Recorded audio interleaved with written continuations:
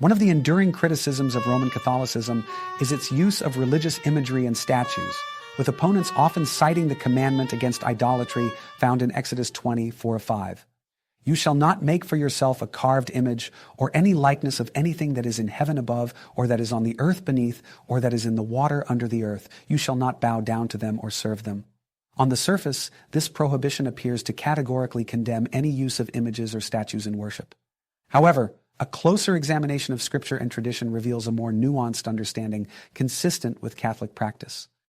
The commandment in Exodus 24:5 must be understood in its cultural and historical context. The ancient Israelites were surrounded by pagan nations that used images and idols to represent their gods. The prohibition in Exodus was directed against the creation of images for the purpose of worshiping false gods or substituting them for the true God. Idolatry, in this sense, involves attributing divine power to an object and worshiping it as a deity.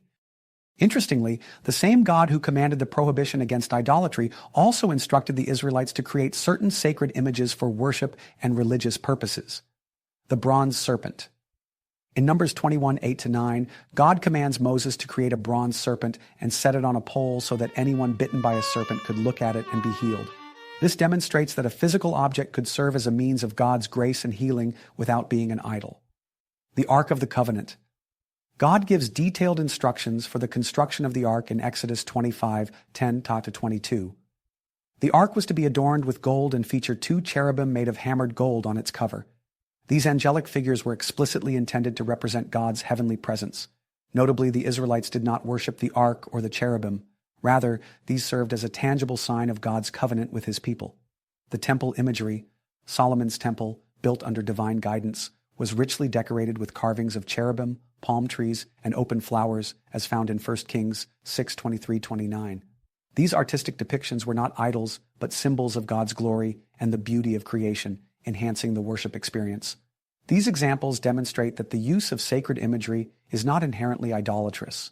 When properly understood, such images serve to lift the mind and heart to God rather than detract from his worship. The Catholic Church teaches that statues and images are aids to devotion, not objects of worship. The Catechism of the Catholic Church states, "The Christian veneration of images is not contrary to the first commandment which prescribes idols.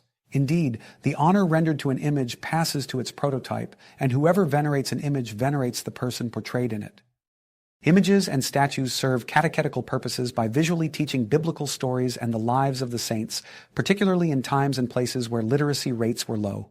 They also inspire devotion by reminding the faithful of the holiness of Christ, Mary, and the saints.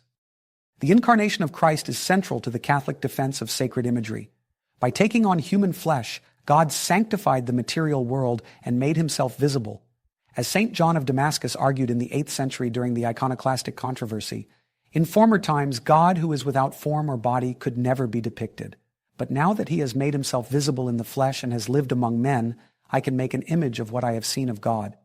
The incarnation justifies the depiction of Christ in art, as it reflects the reality of God's self-revelation in history. Critics often argue that the use of images leads to idolatry.